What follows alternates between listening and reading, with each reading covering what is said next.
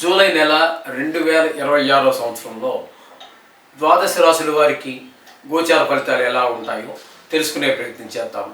సింహరాశి వారికి జూలై నెల 2026 సంవత్సరంలో గోచార ఫలితాలు ఏ విధంగా ఉంటాయో సశాస్త్రీయమైన పద్ధతిలో తెలుసుకునే ప్రయత్నం చేద్దాము. శాస్త్రాన్ని అతిక్రమించి ఒక్క మాట కూడా చెప్పడం జరగదండి. కాబట్టి శాస్త్ర ప్రకారమే మనం చెప్తాము. ఇందులో యథార్థమే ఉంటుంది. కాబట్టి మీకు కొన్ని సందర్భాలలో ఈయనేంటి నాకేదో ఇల్లు వస్తుంది, లేదా లక్షల లాటరీలో 10 లక్షలు వస్తాయి, 10 కోట్లు వస్తాయి నేను చెప్పలేదు, ఒక అమ్మాయి ఏదో వస్తుంది, ఆ స్త్రీ ప్రవేశిస్తుంది, ఇట్లాంటివి ఏం చెప్పలేదు అని చెప్పి మీరేం కంగారు పడకండి. అవన్నీ ఇందులో శాస్త్రాల్లో లేవు కూడా అసలు ఎక్కడ కూడా. అందుచేత శాస్త్రంలో ఉన్నదే మనం చెప్తాం, శాస్త్రాన్ని అతిక్రమించి నేను చెప్పను. అలాగే కొన్ని బాగలేవని చెప్పినప్పుడు కూడా మీరు కంగారు పడక్కర్లా, దానికి రెమెడీ కూడా వాళ్ళే, దాని పరిష్కారం కూడా వాళ్ళే చెప్పారు, అవి చేసుకుంటే సరిపోతుంది. అందుచేత మీరు ఏమీ కంగారు పడాల్సిన పని లేదండి. సో ఇక్కడ మీకు సింహరాశి వారికి జన్మంలోనే కేతుగ్రహ సంచారం జరుగుతుందండి. కేతుగ్రహ సంచారం జన్మంలో ఉండటం అనేది దానివల్ల ఎక్కువగా చెడు వైపుకే మనసు లాగుతూ ఉంటుంది, చెడు ప్రవర్తన వైపుకి ఎక్కువ లాగుతూ ఉంటుంది. ఇక్కడ శుక్ర భగవానుడు 5వ తారీఖు నుంచి నెలాఖరు వరకు జన్మంలోనే చాలా యోగకారక అయినటువంటి గ్రహం. ఇక్కడ కేతు మనకి చెడు వైపుకు మనసు లాగుతూ ఉంటే, ఇక్కడ శుక్రుడు మంచి వైపు మనుషులు అవుతూ ఉంటారు. ఒకే దగ్గర ఉన్నారు, వీటిద్దరు ఒకే రాశిలోనే, కానీ ఆయన పని ఆయన చేస్తున్నారు, ఈయన పని ఈయన చేస్తున్నారు. ఇదే శుక్రుడు 5వ తారీఖు నుంచి అన్నాం కదా, మరి ముందు 4 రోజులు ఏమయ్యాయి అన్నట్టయితే ఆయన వెనక స్థానం అయినటువంటి కర్కాటకంలో సంచారం చేస్తూ ఉన్నారు. కర్కాటకంలో సంచారం చేస్తున్నారు కాబట్టి ఆ 4 రోజులు కూడా ఈ స్థానంలో కూడా యోగించేటటువంటి గోచార రీత్యా యోగించేటటువంటి ఏకైక గ్రహం శుక్ర గ్రహం మాత్రమే. కాబట్టి శుక్రుడు నెల మొత్తము మీకు అనుకూలుడే ఈ రాశి వారికి. అర్థమైంది కదండి. ఓకే, ఇకపోతే 7వ స్థానంలో రాహుగ్రహ సంచారం జరుగుతోంది. 7వ స్థానంలో రాహుగ్రహ సంచారం వల్ల భార్యాభర్తల మధ్యన చిన్నపాటి అభిప్రాయ భేదాలు, కొన్ని సందర్భాలలో చిటపట్లు ఎక్కువ అవటం, ఇట్లాంటివి ఉంటాయి. అలాగే భాగస్వామ్యంలో వ్యాపారం చేసుకునేవారు ఎవరైతే ఉంటారో వారి మధ్యన కూడా అభిప్రాయ భేదాలు ఏర్పడి కొంచెం ఇబ్బందికరమైనటువంటి పరిస్థితులు ఉంటూ ఉంటాయి. ఏకాభిప్రాయం లేకపోతే తప్పకుండా భార్యాభర్తలే కావచ్చు, వ్యాపారస్తులే కావచ్చు, ఎవరైనా సరే ఏకాభిప్రాయం ఉంటేనే ముందుకు వెళుతుంది ఏ పనైనా.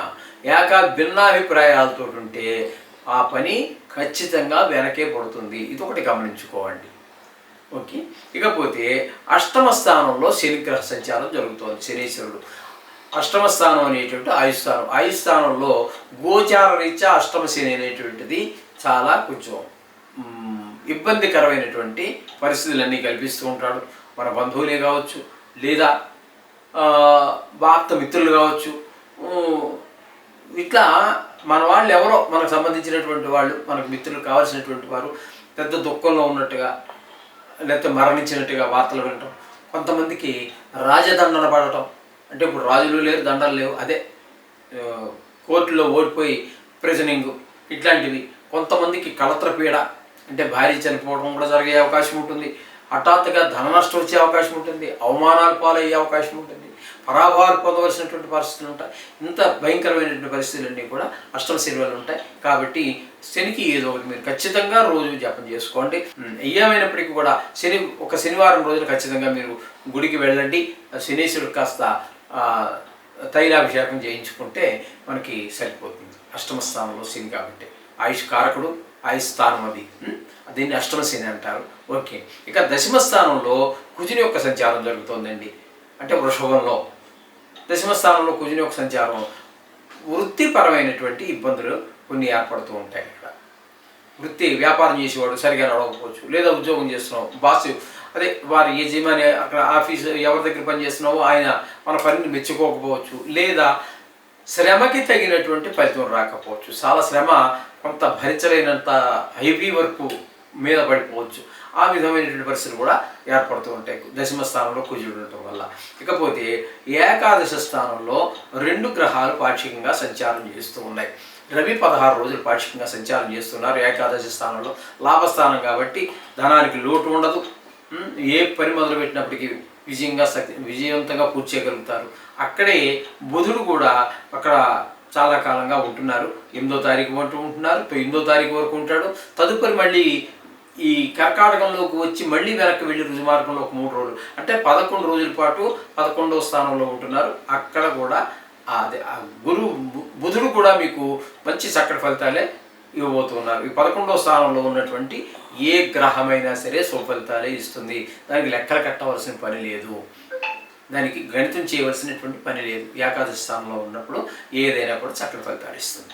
ఇకపోతే వ్యయ స్థానంలో ఈ 2 గ్రహాలు కూడా 11వ స్థానంలో చెప్పుకున్నాం కదా, ఆ 2 గ్రహాలు సంక్రమణం చెంది మళ్ళీ వ్యయ స్థానంలోకి వస్తాయి. బుధుడు ఇక్కడ వ్యయ స్థానంలో కొద్ది రోజులు ఉంటున్నారు, ఆయన శుభ ఫలితములు ఇవ్వజాలరు. రవి 17వ తారీఖు నుంచి నెలాఖరు వరకు ఉంటున్నారు, ఆయన కూడా మీకు శుభ ఫలితములను ఇవ్వజాలరు. అంత ధన వ్యయము, ధన నష్టము ఇట్లాంటి వ్యవహారాలే అన్ని నడుస్తుంటాయి. ఇకపోతే శుక్రుడు 4వ తారీఖు వరకు ఇక్కడే ఉంటున్నారు కాబట్టి మనం ఇందాకనే మొదట్లో కూడా చెప్పుకున్నట్టున్నాము. 5వ తారీఖు నుంచి ఇక్కడ మీకు జన్మంలో ఉంటే 12వ తారీఖు వరకు 12వ స్థానంలో 4వ తారీఖు వరకు అంటే శుక్రుడు పూర్తి శుభ ఫలితాలు ఇస్తూ ఉన్నాడు.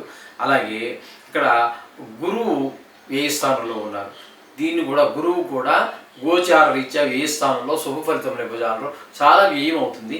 అయితే అడ్వాంటేజ్ ఏంటంటే ఆ పెట్టినటువంటి ఖర్చు, చేసినటువంటి ఖర్చు ఏదైతే ఉందో అది ఏదో ఒక మంచి పనికి ఉపయోగపడుతుంది. ఒక ఇల్లు కొనటము, లేకపోతే స్థలం కొనటము, ఒక కారు కొనటము, లేకపోతే పిల్లవాడిని ఉన్నత చదువుల కోసం ఖర్చు పెట్టడము, ఇవన్నీ జరిగే అవకాశం అంతా కూడా మనకి ఇక్కడ గోచరిస్తుంది గురుగ్రహం ఈ స్థానంలో సంచారం వల్ల.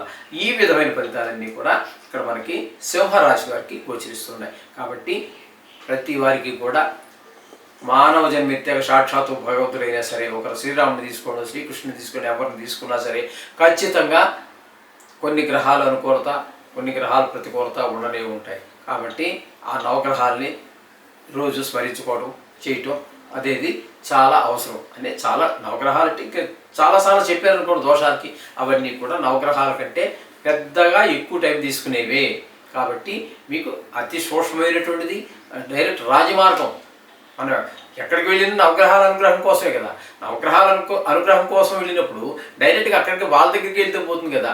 మళ్ళీ మనం ఎవరినో పట్టుకొని వాళ్ళ దగ్గర నుంచి వాళ్ళ రికమెండేషన్ తీసుకుని అవన్నీ అవసరం ఎందుకు? అదంతా లాగు చుట్టూ దూరం అవుతుంది మీకు. నవగ్రహాలే బెస్ట్.